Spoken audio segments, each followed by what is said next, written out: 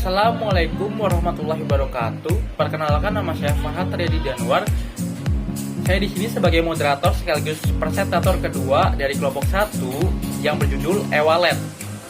Kelompok 1 terdiri dari 6 orang. Yang pertama, Fadia Zakia Hoirunisa dengan nomor induk mahasiswa 2204311004. Yang kedua dengan saya sendiri, yaitu Farhat Riyadi Danwar dengan nomor induk mahasiswa 2204311005. Yang ketiga, Julia Endang Rahayu. Yang keempat, Muhammad Raihan Naufal dengan nomor induk mahasiswa 2204311028. Yang kelima, dengan Septina Irgiani dengan nomor induk 2204311026.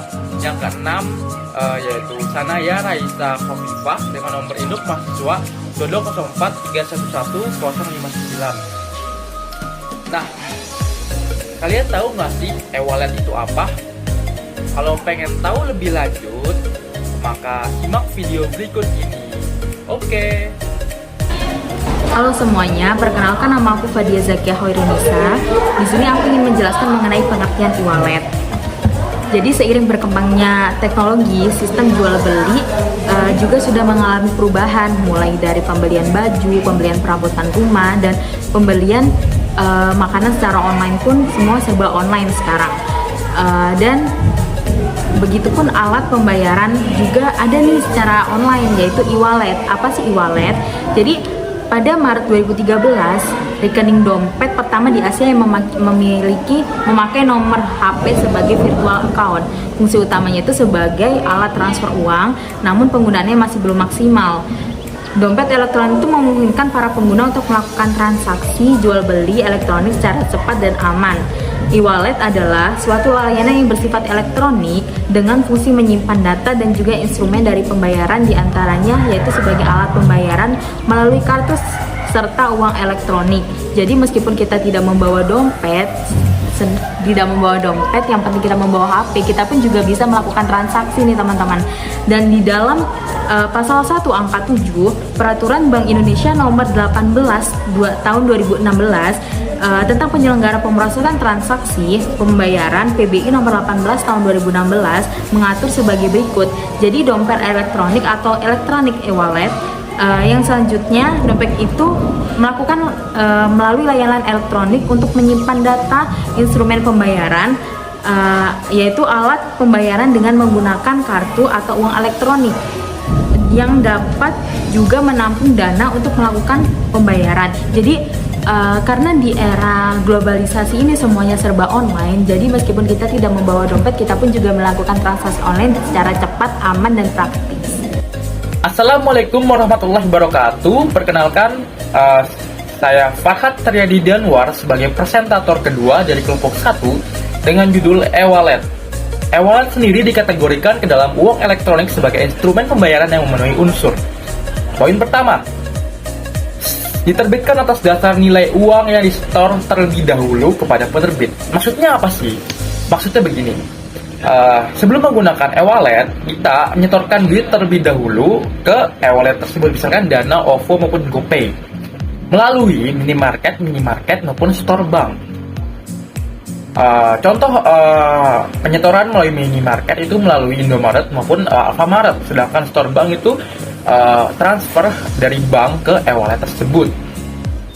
Misalkan kita mentransfer atau mengisi duit atau mengisi e-wallet tersebut sebesar Rp50.000, maka nilai yang masuk ke dalam e-wallet tersebut sebesar Rp50.000, tidak kurang maupun tidak lebih.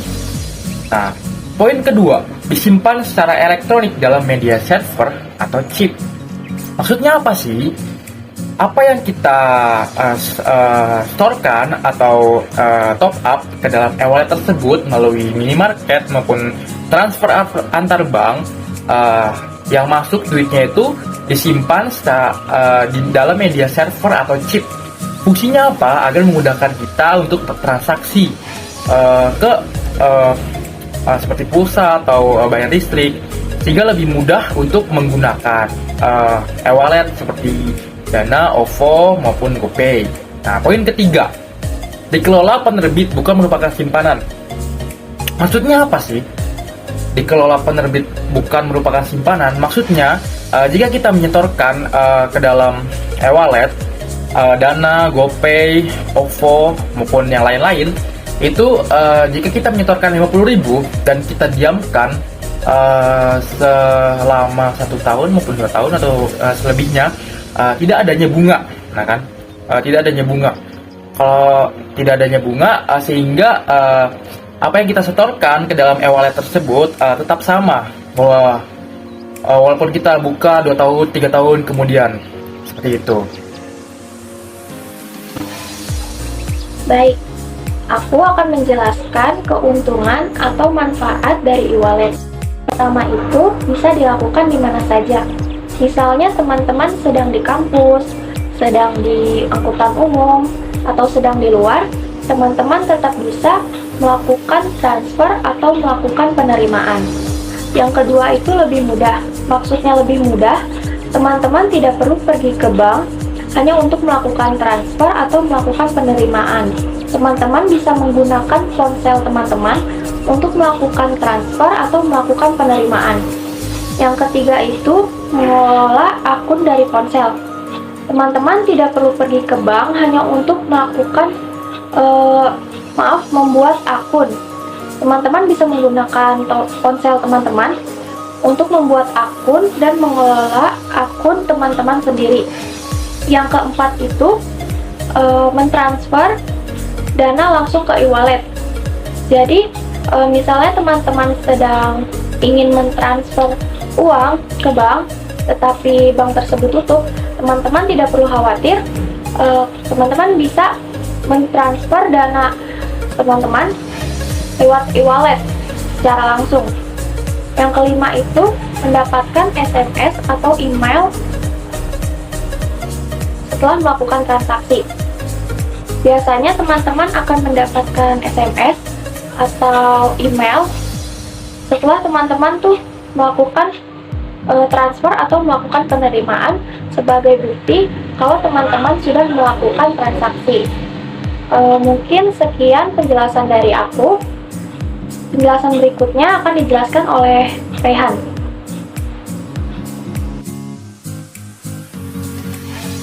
Halo teman-teman, perkenalkan nama saya Muhammad Raihan Noval sebagai presentator keempat. Di sini saya akan menjelaskan kelebihan-kelebihan e-wallet. 1. Transaksi lebih cepat dan tepat.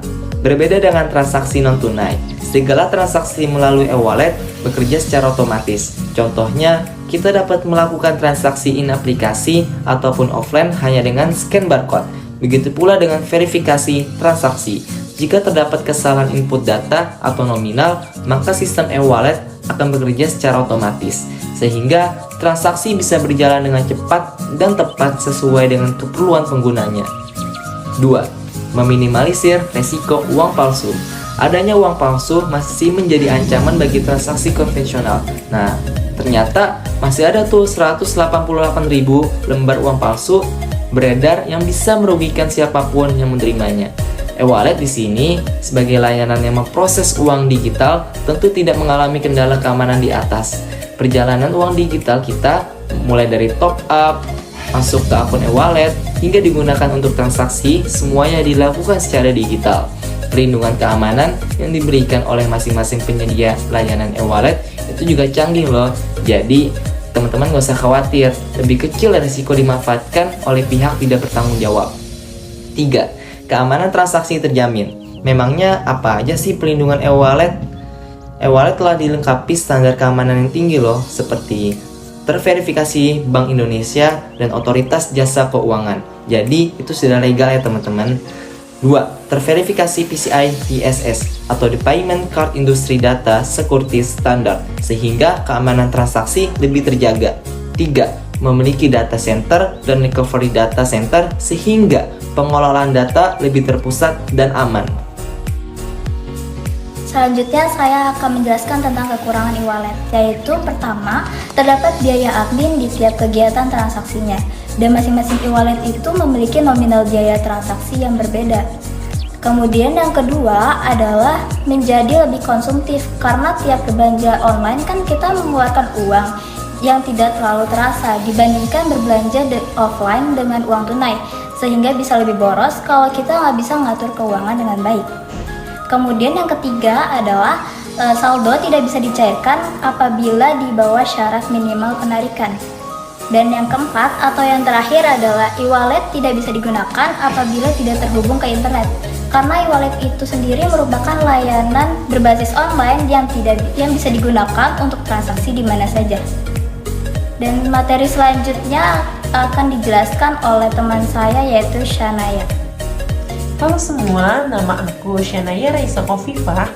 Nah, sebelum kita masuk ke sesi materi yang berikutnya nih, di sini aku pengen nanya dulu nih ke kalian. Kalian tahu gak sih aplikasi e-wallet apa aja yang ada di Indonesia dan cara kerjanya tuh gimana? Oke, aku kasih waktu kalian untuk berpikir ya. 1, 2, 3. Yap, bener banget nih. Jadi aplikasi e-wallet yang ada di Indonesia itu pasti kalian juga udah pernah pakai kan, yaitu ada Dana, terus ada Link Aja, ada Flip, ShopeePay, OVO, terus GoPay dan lain-lain sebagainya. Nah, selanjutnya untuk cara menggunakan aplikasi e-wallet tersebut atau kita anggaplah aplikasi Dana, yaitu yang pertama nih, kalian disuruh mengisi data diri seperti nama, umur, nomor handphone, dan email. Nah, yang kedua, kalian harus nih memverifikasi data diri kalian atau nanti kan muncul verifikasi data diri lewat SMS dan email.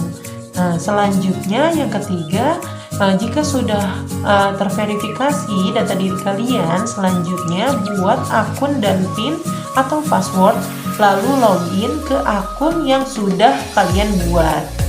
Nah, yang keempat, kalian juga bisa menggunakan Dana ini untuk transfer ke antar bank gitu, terus atau ke antar Dana, terus untuk bayar tagihan dan pembelian, terus untuk berdonasi juga bisa, dan juga bisa menyimpan uang dan lain-lain sebagainya. Selanjutnya yang kelima, untuk sistem pembayarannya yaitu biasanya nih, misalnya kalian kan beli martabak gak pakai uang cash. Nah, nanti di gerobak martabaknya itu kan suka ada nih tulisan kayak bukan tulisan, QR code-nya. Nanti kalian tinggal scan QR code-nya aja. Nah, udah deh selesai. Jadi martabak kalian tuh udah terbayar. Nah, simple kan pakai e-wallet. Dan setelah pembayarannya pasti tertera juga nih ada sisa saldo dan riwayat transaksinya di aplikasi, di dalam aplikasinya tersebut. Terus riwayat transaksinya itu yang bisa teman-teman lihat juga. Nah, gimana nih? Masih rela ngantri untuk ngambil kembalian uang atau mau langsung pakai e-wallet aja nih yang gampang, mudah dan efisien banget nih pastinya. Sekian dari aku, semoga teman-teman nih mengerti dan paham tentang materi-materi yang aku dan teman-temanku sudah sampaikan. Semoga bermanfaat juga untuk teman-teman ke depannya. Terima kasih. Wassalamualaikum warahmatullahi wabarakatuh. Bye-bye.